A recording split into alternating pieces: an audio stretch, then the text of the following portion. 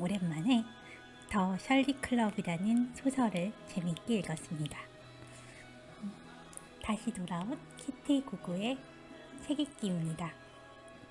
이 더 셜리 클럽은 박서련 작가의 장편 소설이고 민음사에서 나온 오늘의 젊은 작가 29번째 작품입니다. 이 더 셜리 클럽은 분명 클럽이기 때문에 사람들의 모임이 중요한 역할을 하지만 그 속에서 젊은 남녀의 사랑이 이루어진다는 이야기가 들어 있습니다. 여기서 S는 처음에 남성인지 여성인지 모호한데 보라색 목소리로 느껴진다고 주인공 셜리가 말합니다. 주인공 셜리는 이름이 설희인데 영어식 이름을 자신의 이름과 비슷한 발음으로 선택해서 셜리라고 하죠. 셜리는 오스트레일리아에 워킹홀리데이로 갑니다. 그곳에서 처음 숙소를 잡았는데 거기서 숙소 예약한 걸 취소하고 무작정 퍼레이드가 열리는 거리로 갑니다. 그 거리에서 퍼레이드가 거의 끝나갈 무렵에 더 셜리 클럽을 만나게 되지요.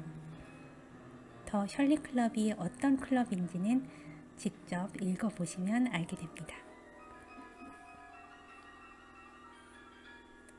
이 소설 시작할 때 인도네시아가 잠깐 나오는데 인도네시아를 설명할 때 가장 바깥쪽 원은 짙은 녹색이고 그 안에 동그란 원은 주황색이고 그 안에 다시 녹색이 있다고 표현을 합니다. 이런 표현은 마치 그래프 같기도 하지만 그것을 색깔로 표현했다는 점에서 재미있는 발상이라는 생각이 들었습니다. 그리고 소설이 예전보다 더 감각적인 것 같다는 생각이 들었어요. 우리가 감성, 이성, 인식이라는 그런 개념을 얘기할 때 이성과 인식에 더 중점을 두고 쓴 소설들이 그 전에 있던 소설이었다면 이 소설은 물론 글로 썼기 때문에 이성과 인식이 있어야 됐겠지만 그 글로 표현한 것이 감성이라는 생각이 들었습니다. 여기에서는 주인공이 자기 애가 있고 주인공이 사랑하는 S는 정체성을 찾아가는 중이지요. 그래서 자기애가 강한 셜리가 정체성을 찾아가는 S를 만나기 위해서 오스트레일리아를 여행하게 됩니다. 울룰루라는 큰 바위가 있는 그 여행지에서 셜리는 그 큰 바위를 시간대마다 다른 색깔로 바라보면서도 동시에 자기 자신은 붙박이처럼 가만히 있는 그런 자아를 느낍니다. 그건 S에 대한 자신의 사랑이라는 것을 알게 되지요.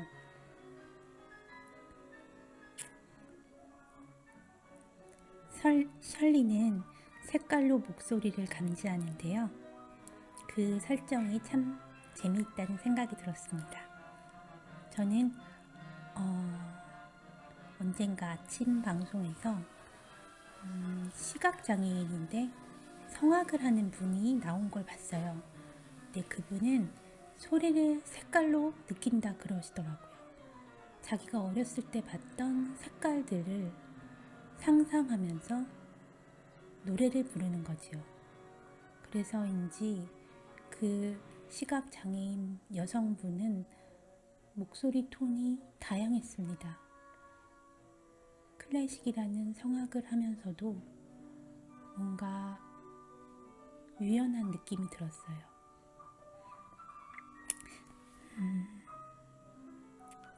그리고 셜리라는 주인공이 자신의 목소리를 소설에서 내비칠 때 생각하며 말하고 생각하며 듣는 주인공이구나 라는 생각이 들었습니다. 그 얘기는 동시에 몇 가지를 한꺼번에 한다는 뜻입니다. 그러니까 요즘은 나쁘게 말하면 ADHD라고 얘기할 수도 있는데 그거는 아주 극단적인 얘기고요. 좋게 얘기하면 멀티플레이어 아닐까 싶어요.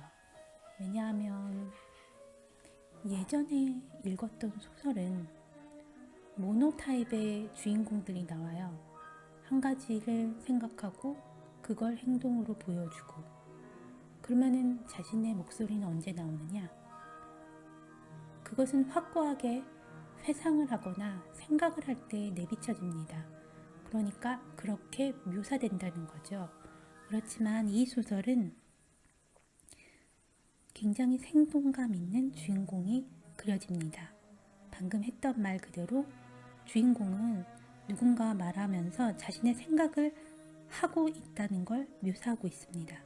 또 어떤 사람의 말을 들으면서도 속으로 어떤 생각을 하고 있는 주인공이 묘사되지요. 모노가 아닌 스테레오 타입의 주인공이 아닐까 싶습니다.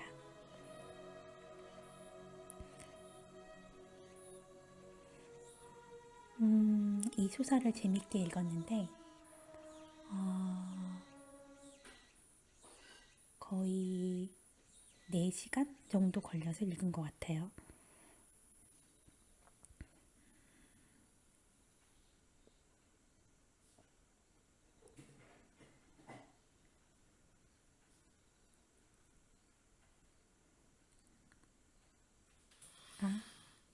S가 보라색 목소리를 가지고 있다고 나오는데 S가 어떤 사람인지 궁금하죠? 저도 궁금해서 계속 읽게 됐습니다.